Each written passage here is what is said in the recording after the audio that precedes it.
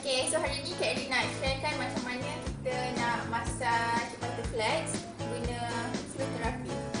So kan fluoroterapi ni kan guna untuk kita legakan sesama batuk kan. Tapi cara kita nak apply je ialah dekat tapak kaki kita mesti sapu. Sebab dan kita gunakan teknik butterflies ni supaya fluoroterapi dia meresap masuk dengan sangat efektif.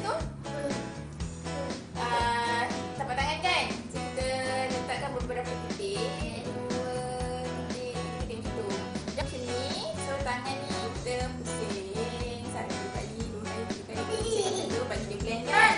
So dia tapak kaki anak kita yang sesama batuk tu baik-baik tu kan. So tapak kaki, so dekat point tapak kaki ni kita fokuskan pada point-point yang berkenaan dengan pernafasan dia, iaitu sinus, dada kan. So point tu semua dekat sini, dekat area sini kan. So tangan kita kan, dah ada minyak macam ni kan. Ada pula kan. So dekat